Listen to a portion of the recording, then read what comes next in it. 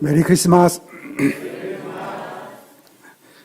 제 목소리가 원래 좀 탁성이라서 조금 신경이 쓰입니다. 이렇게 잔잔하고 그러나 은혜와 감동이 있는 특송을 딱 들으니 제 마음이 너무나 이렇게 좋습니다. 저희 이렇게 그 노래를 이렇게 그 뜻을 잘 전달하시는 그것도 굉장히 큰 하나님께 받은 은사인 것 같아요. 저는 굉장히 노래 잘 부르시는 분들을 이렇게 좀 굉장히 부러워하는데 그 이유는 제가 군대에 갔을 때 성대를 다쳐가지고 이게 음이 잘 안 됩니다.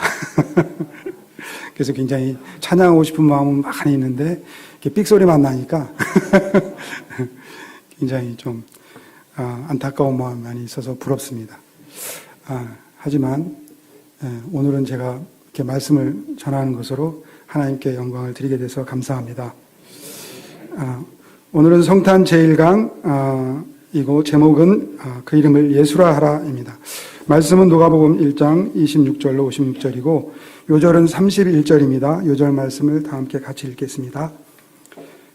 시작. 보라 내가 잉태하여 아들을 낳으리니 그 이름을 예수라 하라. 잠깐 기도하겠습니다. 하나님 아버지,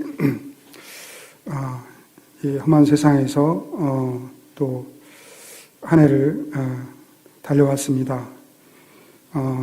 저희가 또 오늘 주님 앞에 모여서 이렇게 예배를 드리게 하신 것을 감사합니다. 이 예배를 통해서 저희가 하나님을 깊이 묵상하고 주님의 은혜를 되새기고 이를 통해서 저희의 영육간에 소생하는 은혜 주시기를 간절히 기도합니다. 부족한 제게 주신 말씀을 제가 성령에 의지하여 잘 전할 수 있도록 함께하여 주십시오. 예수님 이름으로 기도합니다. 아멘. 제가 6살 때쯤 맨 땅에서 예배를 보는 개척교회를 다니던 때가 있었습니다. 성탄절에 연극을 했는데 자매님들이 없어가지고 제가 가면을 쓰고 마리아 역할을 한 적이 있습니다. 그런데 오늘은 마리아에 대해서 말씀을 전하게 되었습니다. 오늘 본문 말씀은 세 부분으로 나누어져 있습니다. 마리아에게 임한 성탄 메시지, 마리아의 엘리사벳 방문, 그리고 마리아의 찬송시입니다. 여기에는 마리아가 받은 은혜가 무엇인지 잘 나타나 있습니다. 마리아가 받은 은혜를 깊이 이해하게 되면 예수님을 알게 됩니다. 한마디로 마리아가 받은 은혜는 예수님의 은혜이고 또한 우리가 받은 은혜와 다르지 않습니다. 본문 말씀을 통해서 우리가 받은 은혜를 깊이 깨닫고 기쁨과 감사가 충만한 성탄절을 맞이하기를 기도합니다. 마리아가 받은 은혜는 크게 세 가지입니다. 마리아가 받은 첫 번째 은혜가 무엇입니까? 26절로 28절을 보시겠습니다. 다 함께 읽어보겠습니다. 시작. 6째 달에 천사 가브리엘이 하나님의 보내심을 받아 갈릴리 나사렛이라는 동네에 가서 다윗의 자손 요셉이라는 사람과 약혼한 처녀에게 이르니 그 처녀의 이름은 마리아라.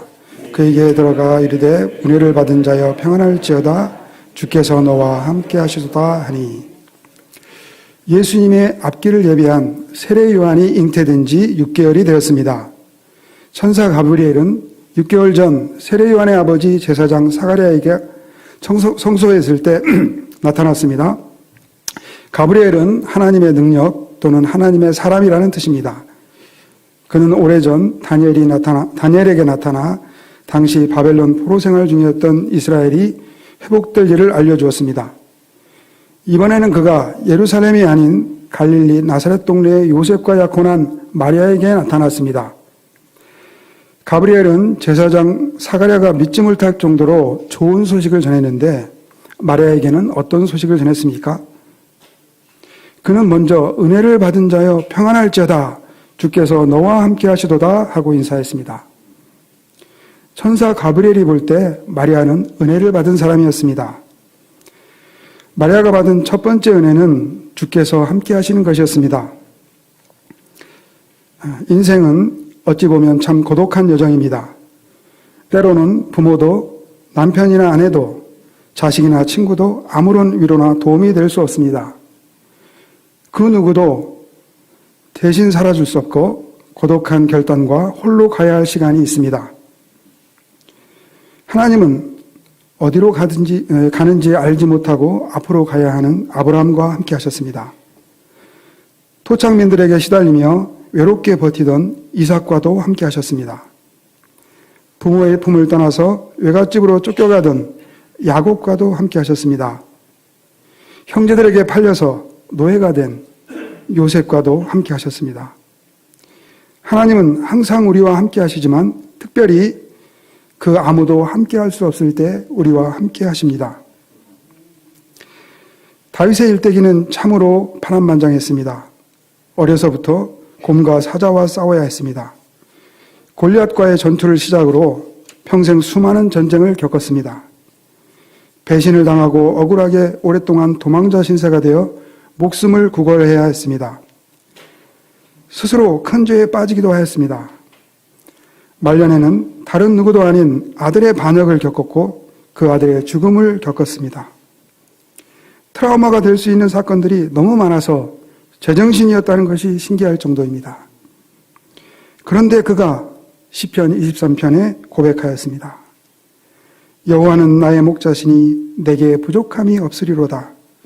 그가 나를 푸른 풀밭에 누이시며 쉴만한 물가로 인도하시는도다. 내 영혼을 소생시키시고 자기 이름을 위하여 의의 길로 인도하시는도다. 내가 사망의 음침한 골짜기로 다닐지라도 해를 두려워하지 않을 것은 주께서 나와 함께 하심이라. 주의 지팡이와 막대기가 나를 안위하시나니 주께서 내 원수의 목전에서 내게 상을 차려주시고 기름을 내 머리에 부으셨으니 내 잔이 넘치나이다. 내 평생의 선하심과 인자하심이 반드시 나를 따르리니 내가 여호와의 집에 영원히 살리로다. 마리아는 로마 제국의 변방인 이스라엘에서도 변두리 지역인 갈릴리에 살고 있는 처녀였습니다. 그녀가 앞으로 가야 할 인생길은 정말 외롭고 험한 길이 될 수밖에 없어 보입니다.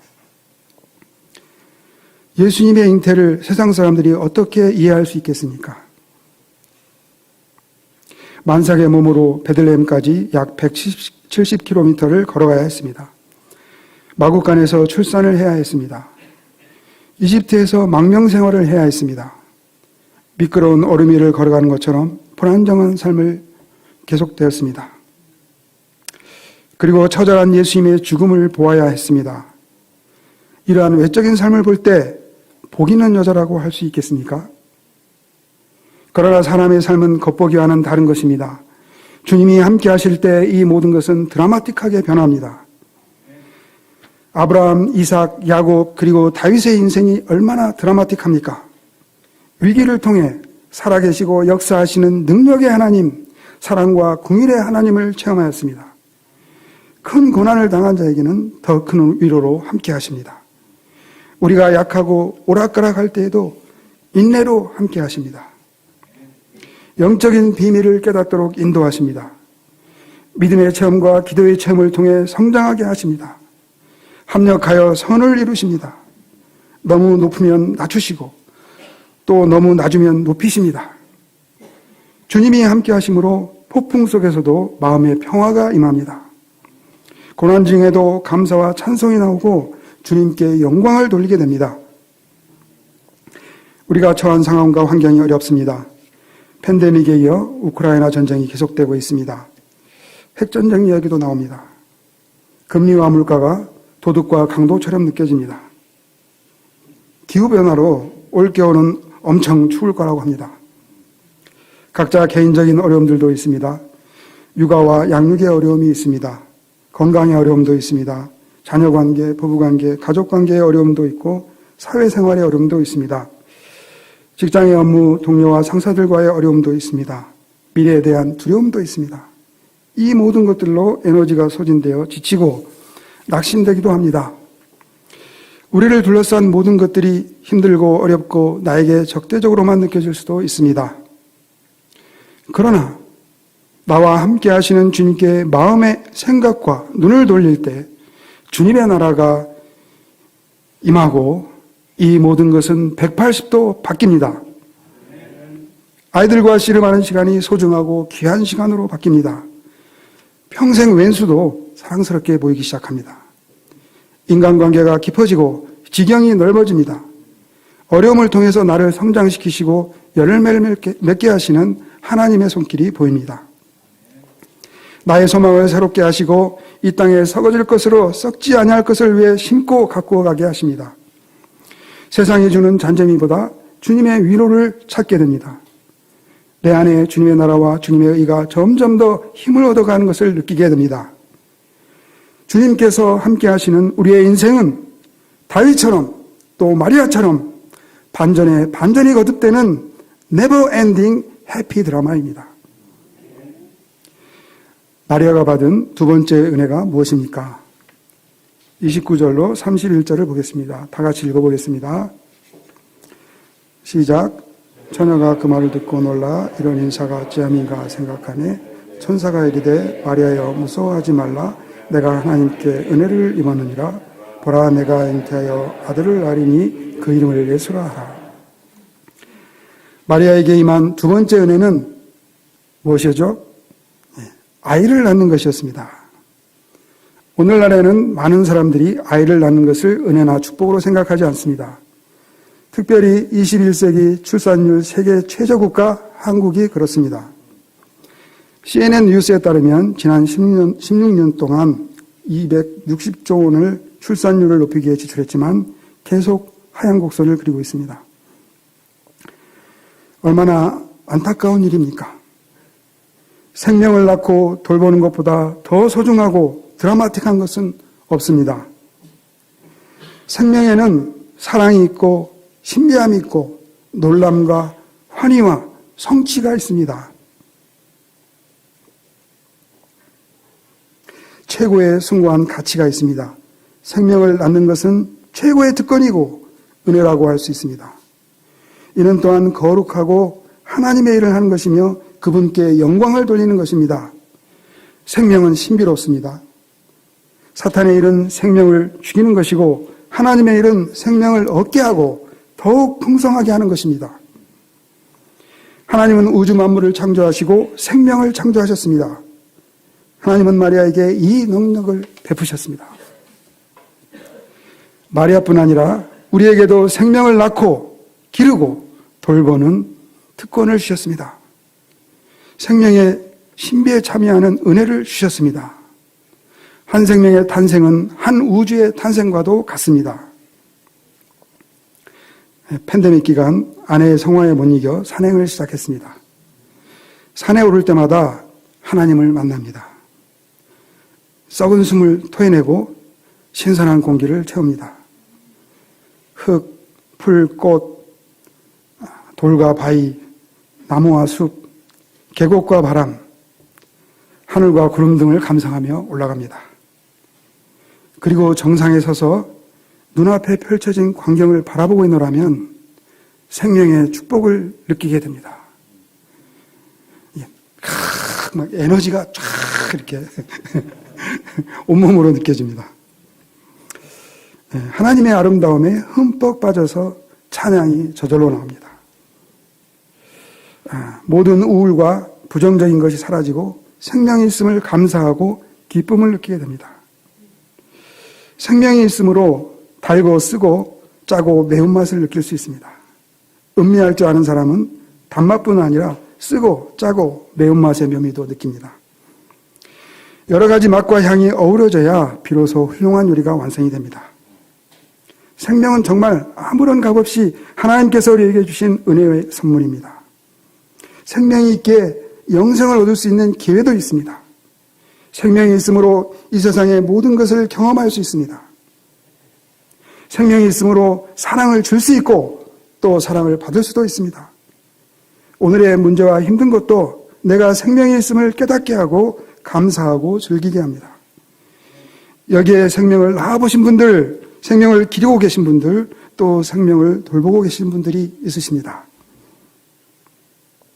여러분들은 진정 거룩하고 위대하며 하나님의 일을 하고 있는 것입니다. 이것이 하나님의 은혜입니다. 우리에게 생명을 주실 뿐만 아니라 생명을 낳고 돌보는 은혜와 특권을 주신 하나님을 감사하고 찬양합니다. 그러면 마리아에게 임한 세 번째 은혜가 무엇입니까? 31절로 33절을 보겠습니다. 다 함께 읽어보겠습니다. 시작. 보라, 내가 잉태하여 아들을 낳으리니 그 이름을 예수라 하라. 그가 큰 자가 되고 지극히 높으신 이의 아들이라 일컬어질 것이요 주 하나님께서 그 조상 다윗의 왕위를 그에게 주시리니 영원히 야곱의 집을 왕으로 다스릴 것이며 그 나라가 무궁하리라. 마리아에게 임한 세 번째 은혜는 그가 낳을 아이의 특별함에 있습니다. 그가 낳을 아이가 누구죠? 예수님이라는 것입니다. 예수님은 누구십니까? 천사는 말했습니다. 그가 큰 자가 되고 지극히 높으신 이의 아들이라 일컬어질 것이요 주 하나님께서 그 조상 다윗의 왕위를 그에게 주시리니 영원히 야곱의 집을 왕으로 다스릴 것이며 그 나라가 무궁하리라. 간단하게 말하면 예수님은 메시아가 되신다는 것입니다. 메시아 예수님은 우리의 잃어버린 모든 소중한 것들을 회복시켜 주시는 분이십니다.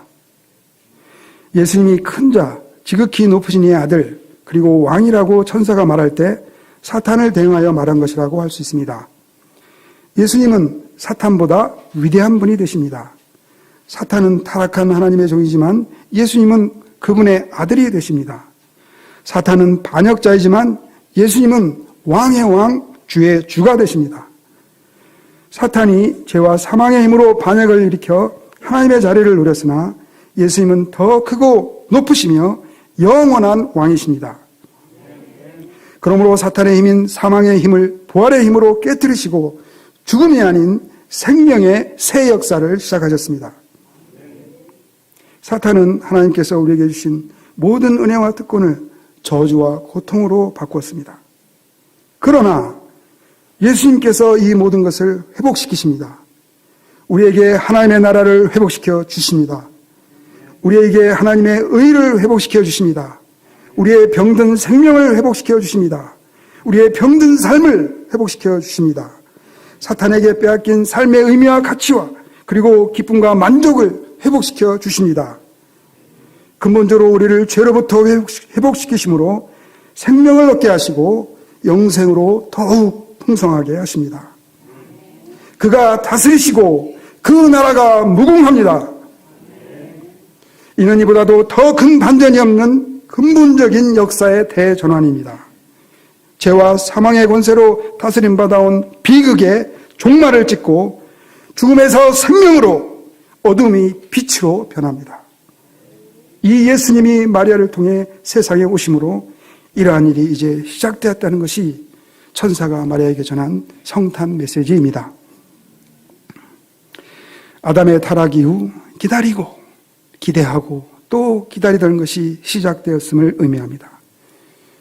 이것이 마리아가 받은 은혜이며 큰 기쁨의 좋은 소식입니다. 더불어 마리아는 이 일에 직접적으로 참여하는 놀라운 은혜를 받았습니다. 육의 생명을 낳고 돌보는 것도 신비로운 은혜와 특권인데 영원한 생명을 낳는 일에 참여하는 것은 얼마나 더 놀랍고 특별한 은혜입니까? 푸른 마르고 꽃은 떨어집니다. 그러나 예수님의 역사는 영원한 생명의 역사입니다. 예수님의 생명의 역사는 무엇과도 비교할 수 없이 귀하고 위대합니다. 이보다 더 큰 가치를 가진 것은 없습니다. 생명의 열매를 만드는 일이기 때문입니다. 예수님의 나라가 무궁하다는 것은 다시 사망이 왕노릇할 수 없다는 것입니다.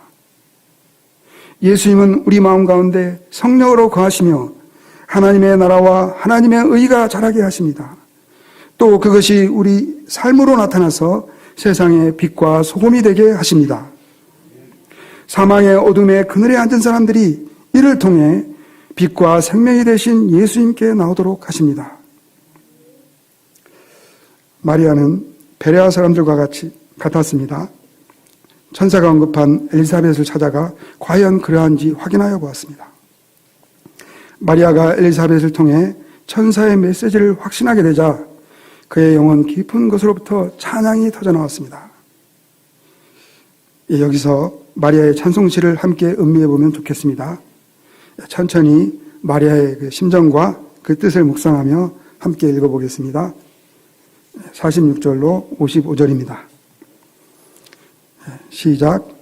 마리아가 이르되 내 영혼이 주를 찬양하며 내 마음이 하나님 내 구주를 기뻐하였으면 그 여중에 비천함을 돌보셨습니다. 내가 제 후로는 만세의 날을 복이 있다 일컬이로다. 능하신 이가 이 큰일을 행하셨으니 그 이름이 거룩하시며 공일하심이 두려워하는 자에게 대대로 이르는도다. 그의 팔로 힘을 보이사 마음에 교만한 자를 드셨고 권세 있는 자를 그 위에서 내리시셨으며 비천한 자를 높이시고 줄이는 자를 좋은 곳으로 베들리셨으며 부자는 빈손으로 보내셨도다. 그 종 이스라엘을 도우사 긍휼히 여기시고 기억하시되 우리 조상에게 말씀하신 것 같이 아브라함과 그 조상에게 영원히 하리로다. 마리아는 두려워하는 사람에서 하나님을 기뻐하고 찬양하는 사람으로 변했습니다. 하나님이 비천한 자신을 돌보심을 알았습니다. 만세에 이어질 복을 받은 것을 알게 되었습니다. 하나님의 능력과 그가 하시는 위대한 일과 또 그가 거룩하심을 알게 되었습니다. 마리아가 알게 된 하나님은 긍휼하심이 대대로 이어지는 분이었습니다. 그는 교만한 자들을 흩으시고 권세 있는 자들을 내리시며 비천한 자를 높이시는 분이었습니다. 배고픈 자에게는 빈공한 중에도 만족으로 충만하게 하시고 부자는 풍요 속에서도 불만족이 가득하게 하셨습니다. 예수님을 보내심으로 아브라함과 그 자손에게 하신 약속을 지키시고 영원히 믿음의 자녀들을 돌보십니다. 마리아뿐 아니라 이 예수님을 마음에 품고 사는 사람은 은혜를 받은 자요 만대의 복을 받은 사람입니다. 저는 본래 깊은 우울증과 자학증을 가진 사람이었습니다. 우주의 먼지 같은 존재로 생애의 의미를 찾지 못해 허무하고 무기력한 삶을 살았습니다. 그러나 84년 창조주 하나님을 알고 모든 것이 바뀌기 시작했습니다. 94년 아프리카 나이지리아에 선교사로 가게 되었습니다. 그곳 환경은 충격을 넘어 경악할 정도였습니다. 길가에서 화형을 하고 인체를 주술과 부적에 사용하였습니다. 심지어 회사 근처에서 식인종이 잡히기도 하였습니다. 대서양의 망망대해를 항해하기도 하였습니다. 도끼와 정글 라이프를 손에 든 무리들이 폭동을 일으킨 가운데 오도 가도 못하기도 하였습니다. 어디가 어딘지 분별할 수 없는 정글 속 강에서 그것도 한밤중에 보트를 타고 질주하기도 하였습니다. 강도를 당하기도 하였습니다. 그러나 그 가운데서 저희를 눈동자와 같이 지키시는 부활이요 생명의 주님을 체험하였습니다. 첫 아이가 기형으로 태어나서 하나님의 마음을 깊이 알게 되었습니다. 둘째 아이를 태어난 후 10일 만에 잃고 합력하여 선을 이루신 하나님을 만났습니다. 쌍태의 한쪽이 유산이 되고 남은 한쪽이 태어나며 운명주의를 넘어 하나님의 영광을 보게 하셨습니다. 막내 사라를 얻으며 위로와 기쁨을 주시고 모든 아픔을 잊게 하셨습니다. 말라리아와 열병과 신장결석과 위경련 등 여러 가지 질병으로 한 해에도 몇 번씩 병원에 실려갔지만 그를 통해 쉼을 주시고 소생시키시는 하나님을 만났습니다.